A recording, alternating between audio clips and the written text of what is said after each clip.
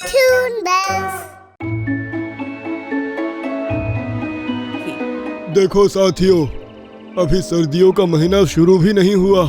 तेज दोपहरी में भी हम पर धूप का कोई फर्क नहीं पड़ रहा है।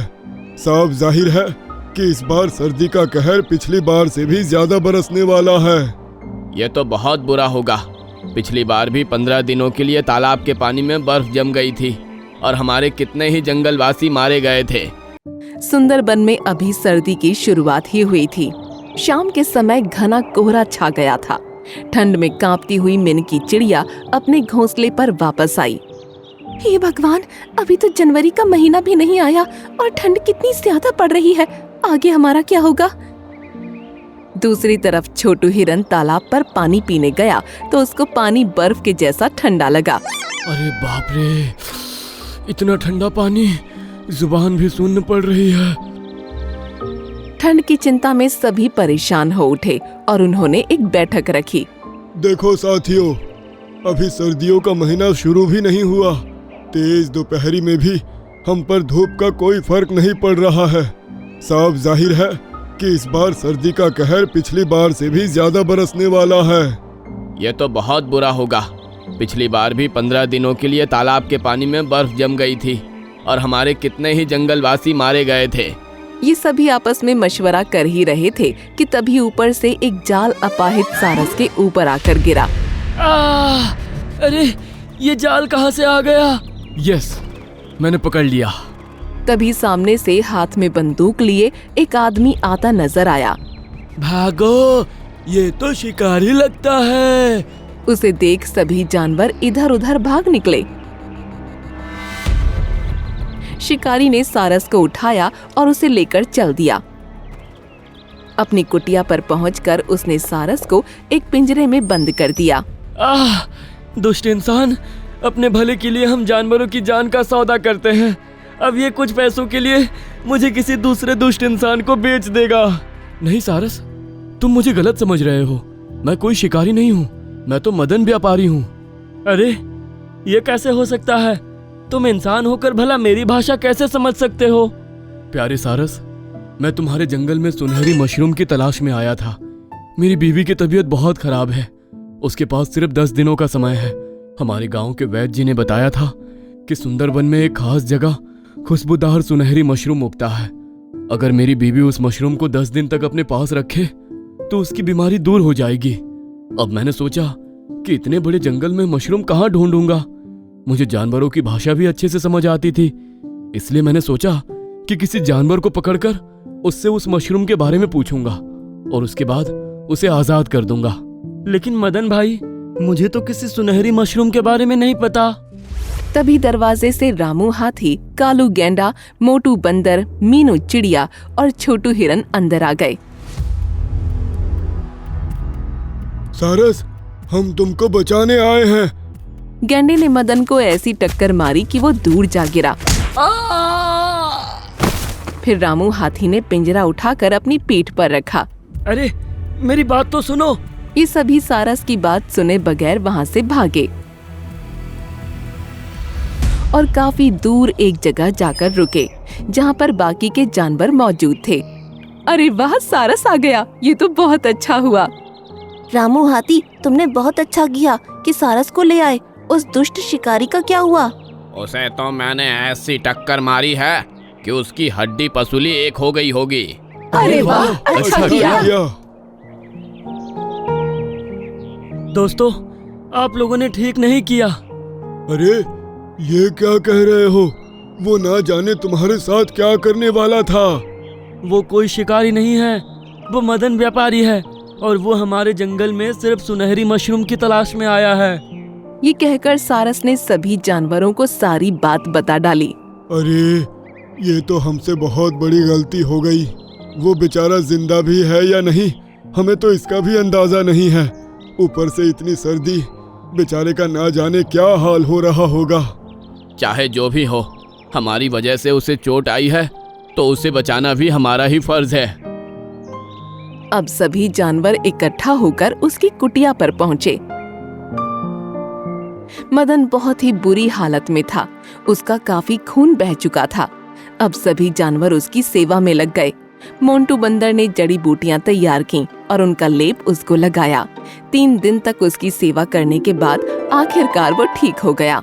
हमें माफ कर दो मदन, हमने समझा था तुम एक शिकारी हो जो हमें पकड़ने आए हो। कोई बात नहीं, मैं अब ठीक हूँ। लेकिन उस मशरूम के बारे में तुम में से किसी को नहीं पता। ये बात मुझे बहुत अजीब लग रही है। रात होते होते अब ठंड बहुत ज्यादा बढ़ गई थी। सभी जानवर उसी जगह पर रुक गए। ठंड के मारे किसी की कुछ बोलने की हिम्मत नहीं हो रही थी। सभी बुरी तरह से ठिठुर रहे थे। अगली सुबह धूप निकलने पर कोहरा थोड़ा कम हुआ। पूरी रात ठंड की वजह से तालाब पर पानी के लिए भी जाने की हिम्मत नहीं हुई। चलो साथियों, तालाब पर जाकर थोड़ा पानी पी लिया जाए। सभी जानवर और मदन तालाब के लिए निकल गए और वहां पहुंचने पर इन सभी की आंखें हैरानी से फटी रह गईं। ये क्या? तालाब का पानी तो बर्फ बन गया है। जिसका डर था वही हुआ। अब हम पानी के बिना कैसे जिंदा रहेंगे? इस बार तो ठंड हम पर कहर ढा रही है। तुम लोगों ने मेरी जान बचाई है। मैं भी तुम लोगों को कुछ होने नहीं दूंगा और तुम्हारी परेशानी भी दूर करूंगा। मुझे बस वो सुनहरी मशरूम मिल जाए, उसके बाद तुम्हारी समस्या भी हल हो जाएगी। लेकिन हम में से किसी को नहीं पता कि वो सुनहरी मशरूम कौन से कोने में उगता है। इस पर मदन ने कुछ सोचा और बोला, क्या जंगल में कोई ऐसी जगह है जहां आज तक आप में से कोई नहीं गया? अरे हाँ, याद आया। हमारे जंगल में एक गुफा है जिसका दरवाजा कभी नहीं खुलता। हमारे पूर्वज कहते थे कि वो सिर्फ इंसानों के लिए ही खुलता है। कोई जानवर उसके अंदर नहीं जा सकता। मुझे अभी उस गुफा पर ले चलो। ये सुनकर रामू हाथी मदन को लेकर गुफा पर पहुंचा। जैसे ही मदन गुफा के सामने जाकर रुका तो दरवाजा अपने आप खुल गया और उसके अंदर से सुनहरी रोशनी नजर आने लगी। सुनहरी रोशनी? शायद इसी गुफा के अंदर वो मशरूम होगा। ये कहते हुए मदन गुफा के अंदर चला गया और काफी देर बाद वापस आया। उसके दोनों हाथों में मशरूम थे जो सोने की तरह चमक रहे थे और उनसे खुशबू निकल रही थी। अरे वाह, ये तो कितने खूबसूरत दिख रहे हैं। जल्दी से चलो रामू हाथी, हमारे पास समय कम है। अब ये दोनों वापस तालाब पर पहुँचे जहाँ सभी जानवर बेजान से होकर जमीन पर पड़े थे। दोस्तों, अब सब कुछ ठीक हो जाएगा। ये कहकर मदन ने उनमें से एक मशरूम जमीन पर रख दिया। धीरे धीरे तालाब की बर्फ फिर से पानी बन गई और मौसम में भी गर्मी आ गई। अरे वाह, मौसम बदल गया दोस्तों। सभी जानवरों ने तालाब से पानी पिया और उनकी जान में जान आ गई। तुम सबको सही सलामत देखकर मुझे बहुत अच्छा लग रहा है। लेकिन ये जादू हुआ कैसे? दरअसल वैद्य जी ने मुझे ये भी बताया था कि ये मशरूम सुनहरी होने के साथ साथ तिलस्मी भी है। इसके अंदर से जो तिलस्मी खुशबू निकलती है वो सर्दियों में गर्म और गर्मियों में ठंडी हवा के रूप में फैलती है। इसका मतलब है कि अब तुम लोगों को सर्दी और गर्मी दोनों मौसम में कोई तकलीफ नहीं होने वाली। ये सुनकर सभी जानवर खुशी से उछल पड़े। अरे वाह, तुम्हारा बहुत बहुत शुक्रिया मदन व्यापारी। चलो अब मैं चलता हूँ, मुझे मेरी बीवी की जान बचानी है। दोबारा जरूर आना दोस्त। हाँ, अगली बार अपनी बीवी को साथ लेकर आऊंगा। ये कहकर मदन वहाँ से चला गया और सभी जानवर उसको हाथ हिलाकर टाटा करने लगे। ग्रीनलैंड जंगल के एक इलाके में बहुत सारे पक्षी रहा करते थे। यहाँ का राजा एक सारस था। सभी पक्षी उसकी बहुत इज्जत करते थे और उसकी आज्ञा का पूरी तरह से पालन किया जाता था। उसकी इसी लोकप्रियता से गोल्डीबाज बहुत ज्यादा जलता था। हमारे जंगल के सभी पक्षी एक नंबर के बेवकूफ है। ये तुम क्या कह रहे हो गोल्डी? तो और क्या बोलूं? तुम लोगों ने एक सारस को राजा बना रखा है। पतले पतले पैर, लंबी चोंच, ज्यादा ऊंचा उड़ भी नहीं सकता, ना ही किसी बड़े जानवर से लड़ सकता है। और एक तरफ मैं कितना तेज उड़ता हूँ ये बताने की जरूरत नहीं है। अगर पक्षियों पर मुसीबत आए तो मैं किसी से भी मुकाबला करके हमारे जंगल के पक्षियों को बचा सकता हूँ। सिर्फ ताकतवर होना काफी नहीं है। हमारे सारस राजा में सूझबूझ, न्यायप्रिय, दयालुता और समझदारी जैसे गुण हैं जो तुम्हारे अंदर बिल्कुल नहीं है। देख लेना, समय आने पर मैं दिखा दूंगा कि उस सारस से ज्यादा मैं एक अच्छा राजा बनने लायक हूँ। एक शाम मिंकू चिड़ा और उसकी पत्नी टीनू चिड़िया तालाब के किनारे बैठकर पानी पी रहे थे। तभी अचानक से एक पत्थर किसी ने तालाब में मारा। छपाक से पानी आकर मिंकू के चेहरे पर पड़ा। अरे ये क्या हो गया भाई? मिंकू की आंखों में पानी चला गया और उसको कुछ दिखाई नहीं दिया। उसने कुछ कदम पीछे लिए और अपनी गर्दन को झटक कर पानी झाड़ा। जब आंख खुली तो उसने अपने आप को अकेला पाया। अरे ये टीनू कहाँ चली गई? उसने पाया कि जमीन पर एक लेटर पड़ा हुआ था। उसको पढ़ना नहीं आता था, इसलिए वो उस लेटर को लेकर सारस राजा के दरबार में पहुंचा। तुम्हारी बीवी टीनू मेरे पास है और अब मैं उसको खत्म करने वाला हूँ। तुम्हारे पास बस कल शाम तक का समय है। मुझे ढूंढकर मुझसे लड़कर अपनी बीवी को बचा लो, नहीं तो मैं इसको मारकर खा जाऊंगा। कालू सियार। सारस राजा, अब टीनू को मैं कैसे बचाऊंगा? आप कुछ कीजिए। सारस राजा के बोलने से पहले ही गोल्डी बोल पड़ा। तुम फिक्र मत करो, मेरे होते हुए वो टीनू को कुछ नहीं कर सकता। मैं टीनू को सही सलामत वापस लेकर आऊंगा।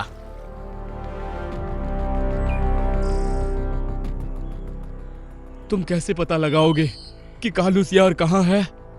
मैं बाज हूँ, कोई सारस नहीं। मेरी चाल भी तेज है और दिमाग भी। मैं उसे ढूंढ निकालूंगा। ये कहकर गोल्डी फिजा में उड़ गया। गोल्डी का आत्मविश्वास देखकर वाकई में हैरानी हो रही है। खैर, सभी पक्षी टीनू को ढूंढने के लिए ब्लैक वर्ल्ड जंगल में जाओ। कालू सियार वहीं रहता है। हमारे पास बस कल शाम तक का ही समय है। सभी पंछी अब टीनू को ढूंढने के लिए निकल गए और गोल्डी ने भी उसको ढूंढने में अपनी जी जान लगा दी। टीनू एक पिंजरे में कैद थी और उसके पास ही कालू सियार बैठा हुआ था। क्यों टीनू, तुम्हारे जंगल से अभी तक कोई नहीं आया तुमको बचाने? तुम्हारे सारस राजा की सूझबूझ काम नहीं कर रही है क्या? दुष्ट सियार, मुझ जैसी कमजोर छोटी चिड़िया को अगवा करके तुमको आखिर मिलेगा क्या? तभी गोल्डी वहाँ पर आया और सियार के सर पर मंडराने लगा। अरे कौन है ये? दुष्ट सियार, टीनू को छोड़ दे, नहीं तो तेरा बहुत बुरा हाल करूंगा। एक बाज होकर सियार का शिकार करेगा? अच्छा जोक है। ये सुनते ही गोल्डी ने अपनी चोंच से बार बार उसके सर पर हमला किया और अपने पंजों से उसके शरीर पर कई घाव भी दे दिए। ओह, ओह, अरे बाप रे, ये गोल्डी बाज तो बहुत ही खतरनाक है। भागो भागो। सियार वहाँ से भाग निकला और गोल्डी ने टीनू चिड़िया को आजाद किया। दूसरी तरफ सारस राजा परेशान बैठे थे और सभी पक्षी भी जंगल घूमकर वापस आ चुके थे। सारस राजा, हमने पूरा जंगल छान मारा, लेकिन टीनू का कुछ पता नहीं चला। टीनू को अगर कुछ हो गया तो हम अपने आप को कभी माफ नहीं कर पाएंगे। तभी गोल्डी बाज टीनू चिड़िया को अपने साथ लिए हाजिर हुआ। गोल्डी के होते हुए जंगल के किसी पक्षी को कोई नुकसान नहीं हो सकता।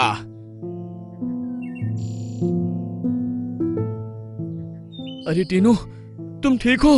हाँ मैं ठीक हूँ। अगर गोल्डी भैया टाइम पर नहीं आते तो पता नहीं मैं अभी जिंदा होती भी या नहीं। सच में गोल्डी बाज, असल में तुम ही राजा बनने के लायक हो। सारस राजा ने तो मेरी उम्मीद ही तोड़ दी थी। ये सुनकर सारस को बहुत ठेस पहुंची। बाकी सभी पंछी भी चुप रहे, जिससे सारस राजा को लगा कि ये सब भी यही सोच रहे हैं। ठीक है, तुम लोगों को लगता है कि मैं राजा बनने लायक नहीं हूँ, तो मैं ये सिंहासन खुद छोड़ रहा हूँ। ये कहकर सारस राजा सिंहासन से उठ गए और सभी पंछियों को बड़ी हैरानी हुई। आखिरकार तुमको अक्ल आ ही गई सारस। अब गोल्डी सिंहासन पर बैठा और सभी पंछी उसकी जय जयकार करने लगे। गोल्डी राजा की जय हो, गोल्डी राजा की जय हो। गोल्डी की पत्नी चील भी अब वहीं उसके साथ रहने लगी। अगली सुबह जब गोल्डी सोकर उठा तो उसने खुद को अकेला पाया। अरे चील रानी कहाँ चली गई? बाज सिंहासन पर गया और उसने शोर मचाया। सभी पंछी वहां जमा हो गए। सारस ने देखा कि सिंहासन के पास एक लेटर पड़ा हुआ है। यहाँ तो एक लेटर है, मैं इसको पढ़ता हूँ। गोल्डी राजा, गोल्डी बाज, तुमने सियार को पीटकर हमारे जंगल और हमारी बिरादरी का अपमान किया है। अब हमने तुम्हारी बीबी को उठा लिया है। देखते हैं तुम हमें पीटकर इसको कैसे बचाते हो। ब्लैक वर्ल्ड के राजा महाराज सियार।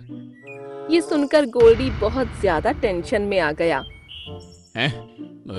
पता नहीं मेरी पत्नी चील कहाँ होगी, कैसी होगी, मैं उसको कैसे बचाऊंगा।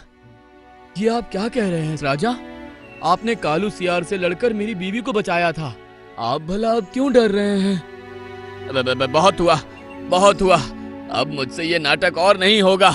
इस तरह चीखता हुआ वो सिंहासन से उठ गया और सभी पंछी उसकी इस हरकत से हैरान रह गए। हैं? आप ऐसे क्यों चिल्ला रहे हैं बाज राजा? मुझे राजा मत बोलो, मैं इस सिंहासन के लायक नहीं हूँ। कालू सियार मेरा दोस्त है। मैंने उससे कहा था कि अगर वो ऐसा नाटक करे और मुझे राजा बनने में मदद करे तो मैं राजा बनने के बाद उसके लिए रोजाना खाने का इंतजाम किया करूँगा।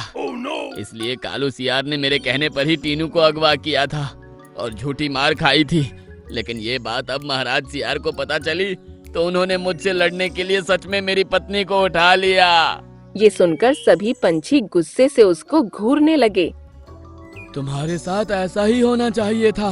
अब जाओ महाराज सियार से लड़ने, मारो उसको और बचा लो अपनी पत्नी को। हाँ, इसके साथ ऐसा ही होना चाहिए था। इसने पूरे जंगल के पक्षियों को बेवकूफ बनाया है। डरो मत गोल्डी, अब मैं इस जंगल का राजा तो नहीं हूँ, लेकिन मैं तुम्हारी मदद जरूर करूँगा। आओ मेरे साथ। अब सारस गोल्डी के साथ ब्लैक वर्ल्ड जंगल पहुंचा। चील रस्सी से बंधी थी और उसके पास ही महाराज सियार बैठे हुए थे। ओहो, तो तुम आ गए गोल्डी। अब बचा लो अपनी बीवी को। देखते हैं तुम हमें कैसे पीटते हो। महाराज सियार, कालू सियार आपके राजा होने से जलता है। वो आपके जंगल का नाम गंदा करना चाहता था, इसलिए उसने गोल्डी से झूठ मूठ की मार खाई ताकि जंगल की बदनामी हो और आप इसी तरह गुस्से में आकर कोई गलत काम करें। मैं उस कालू सियार को जिंदा नहीं छोड़ूंगा। महाराज सियार कालू सियार को ढूंढने निकल गया। सारस राजा ने अपनी चोंच से चील के पैर की रस्सी खोली और उसको लेकर अपने जंगल वापस आ गए। सारस राजा, आप हमें माफ कर दीजिए और फिर से राज्य संभालिए।